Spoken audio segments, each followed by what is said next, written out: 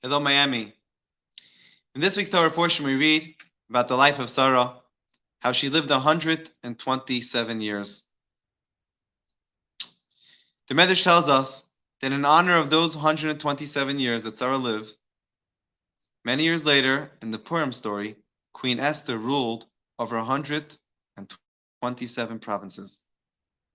And the question is, what's the connection between Sarah living 127 years and Queen Esther ruling over 127 provinces? There surely has to be something in common more than just a denominator. And so if you take a look at Rashi, Rashi tells us the Shnei Chayei Sarah, the life of Sarah, he says, Kulon Shavin L'Taiva, they were all equally good.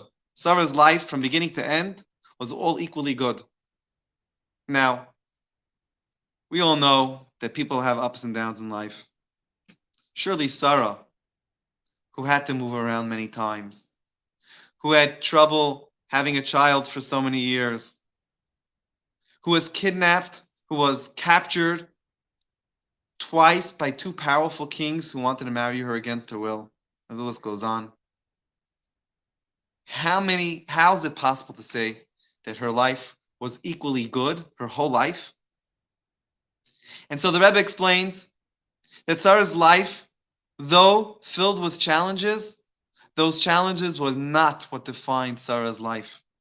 What did define Sarah's life was her being a true Yiddish mama, a good Jewish mother, dedicated to and committed to God, His Torah, and His mitzvahs. And it's that commitment to God's will and to His people that defined her life. So yes, the 127 years were all equally good, by which she defined good, filled with meaning and purpose. And this brings us to the connection between Sarah's 127 years and the Purim story. You see, within the 127 provinces where Queen Esther ruled, there lived many types of Jews. Sephardic, Ashkenazim. Litvish, Hasidic. Modern Orthodox, Chabad. And every color and shape and shade in between. Not all of us were tzaddikim, not all of us were great people.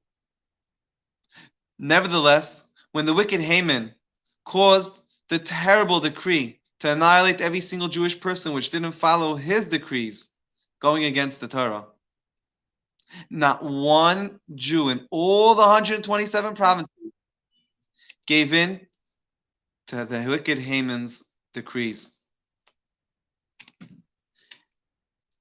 Like the 127 years of Sarah were all equal for good, the Jews of the 127